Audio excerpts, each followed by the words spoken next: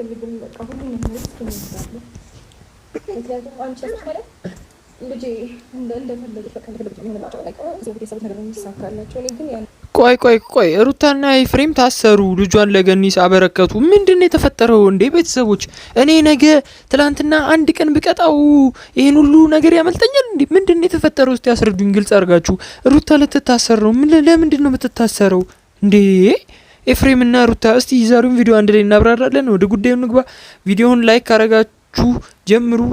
ቤተሰቡን ደግሞ ሰብስክራይብ ማድረግ እንዳረሱ። ወዳችኋለሁ፣ አከብራችኋለሁ። እንጀምር እስቲ ምንድነው እየተፈጠረ ያለው ነገር?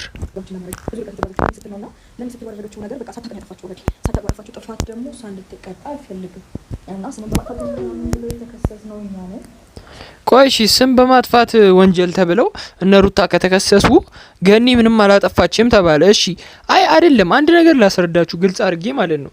ሩታ መጀመሪያ ስለ ገኒ ስላሰበችና ለልጇም ስላሰበች ነው ገኒ እንድትታሰርባት ያልፈለገችውና ግን አብርሃም ምን አይነት ጨካኝ ቢሆን ነው እንደዚህ ስንት ነገር እንዳላሳለፉ ቢጣሉ አሁን ከሄርሜላ ጋር ስለሆነ ብቻ አሳስሯት።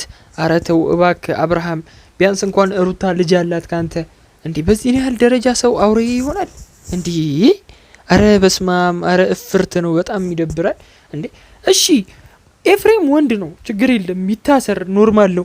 ሩታ ተው፣ አረ እባክህ አብርሃም፣ በጣም የሚደብረው ይኸውላችሁ ይሄ ቀን ይረሳልና አዲስ ቀን ይመጣል። ቢታሰሩም ለትንሽ ጊዜ ነው። ስም ማጥፋት ወንጀል በካሳም በምንም ሊወጡ ይችላሉ። ገብቷቸዋል።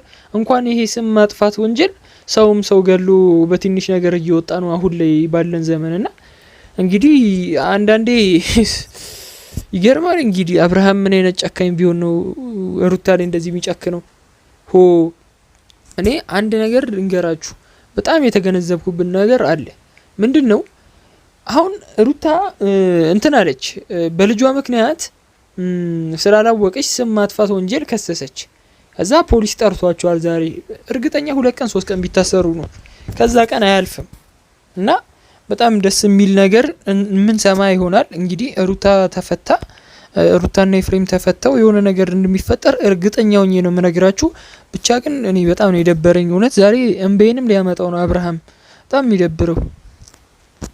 የመጀመሪያ ቀን የሚከሰስኩቸው እኔ ስለነበርኩኝ በዛ የተነሳ እንግዲህ ታስሩና ከኔ ይልቅ ለሷ ነገሩ ይከብዳል። ይሄ ነገር ነው ምን ማለት አስበኝ። ምክንያቱም ኖርማል ነው እኔ ገብቼ ቦታ ችግር የለም። ለሷ ልጅ በዛ ደግሞ ልጅ አጠገብ ነበር መሆን የነበረበት። እኔም እያልኩ ያለሁት እሱን ነው።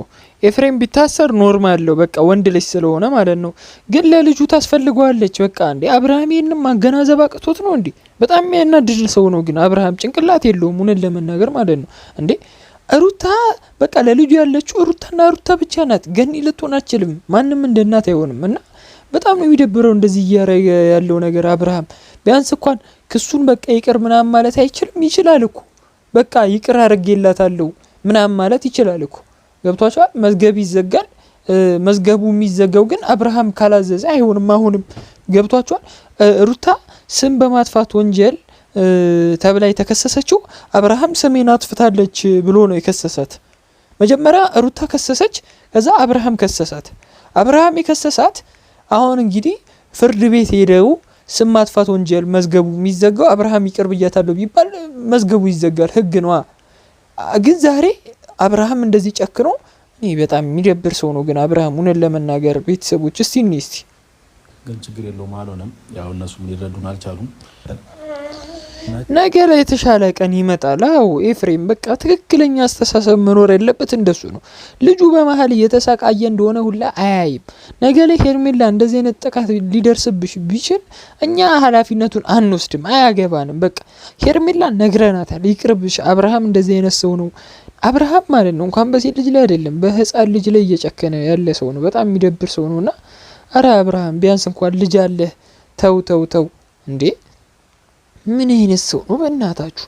አሁን ይሄን ሁሉ ምክር ማለት ነው የቡዜ ነው እንጂ ሌላ ሰው አይደለም። እርግጠኛ ነው መላችሁ ቡዜ ስላለችው ወይም ደግሞ አብርሃም የሆነ ተመካክረው ነው እንጂ አብርሃም ብቻውን ያሰበው አይደለም። ብቻውንማ ካሰበው ቤተሰቦች ይሄ ትልቅ ችግር አለበት ከሩታ ጋር ማለት ነው።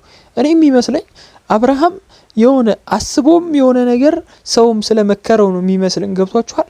እና ሩታ የሚያደርገችውን ነገር የሩታም ጥላቻ ምናምን ስላለበት ያው ተጨማሪ ነገር ሰውም ክሰሳት ምናምን ቢለው ደስ ብሎት ያለው ነው የሚመስለኝ። እና እኔ ግን አንዳንድ ጊዜ አብርሃም ማገናዘብ አቆመ ነው ብለው እንዴ ሰው በዚህ ያህል ደረጃ እንደዚህ ይሰማል ድምጽ አይደለ አፍንጫ ተነፋነፈ ብዬ ነው። ብቻ ግን እስቲ እንይ ያ ይኸውላችሁ እነ ሩታ ዛሬ ላይ ስም ማጥፋት ወንጀል ውስጥ ገኒ ስላላለች ገኒን አናካትታትም ነው ያሉት። ግን በዚህ ያህል ደረጃ እንደዚህ ከወረድን ነው በቃ አብርሃም በዚህ ያህል ደረጃ ከወረደ በጣም የሚደብር ነገር ነውና አንዳንዴ እያገናዘብን እባካችሁ። እና ይህ ቪዲዮ አጭር ነው የሚሆነው። ብቻ ወዳችኋለሁ፣ አከብራችኋለሁ።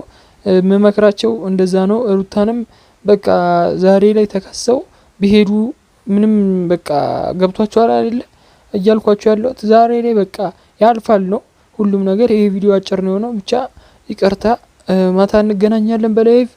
ወዳችኋለሁ፣ አከብራችኋለሁ። ቻው